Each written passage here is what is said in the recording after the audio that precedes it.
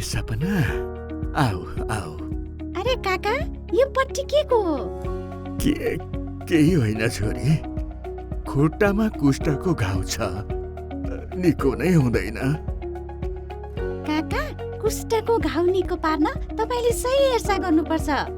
म अहिले नै मितानिन दिदीलाई बोलाएर ल्याउँछु। म तपाईलाई केही सरल उपाय बताउने छु जसबाट तपाई सजिलै घरमा नै आफ्ना खुट्टाहरूको हेरचाह गर्न सक्नुहुन्छ। दिनदिनै आफ्ना खुट्टालाई लगभग 20 मिनेटसम्म ताजा पानीमा भिजाउनुहोस्। घाउ वरिपरिका कडा छालालाई मोटो कपडा, नरियलको जटा वा लुफाले घोटेर निकाल्नुहोस्। त्यसपछि तुरन्तै आफ्ना भिजेका खुट्टामा तेल मल्नुहोस् ताकि छाला सुकाउनुहोस्। घाउलाई चोट, फोहोर वा संक्रमणबाट बचाउन सधैँ सफा लुगा वा पट्टीले ढाकेर राख्नुहोस्। यसबाहेक हिँड्दा छडी वा बैशाखीहरूको उपयोग गर्नुहोस् ताकि खुट्टामाथि भार नपरोस्। सधैँ गर्मी र आगोबाट टाढा बस्नुहोस् ताकि जल्ने खतरा नहोस्। खुट्टाहरूलाई चोटबाट बचाउन कहिले पलेटी कसेर नबस्नुहोस्।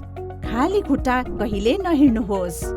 अनि यस्तो सामान्य हवाई चप्ली नलगाउनुहोस्। यस्तो वाला नरम चप्ली मात्रै लगाउनुहोस् जसले तपाईको घाउलाई झनै बिग्रन दिँदैन। यो तपाईले प्राथमिक स्वास्थ्य केन्द्रबाट निशुल्क पाउनुहुनेछ।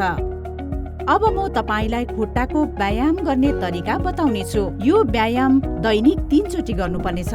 एउटा लामो लुगालाई दुईपट्टिबाट हातमा समात्नुहोस्। लुगाको बीचको हिस्सालाई आफ्ना पैताला मुनि राख्नुहोस् र लुगालाई 10 चोटि जोड लगाएर आफूतिर तान्नुहोस्।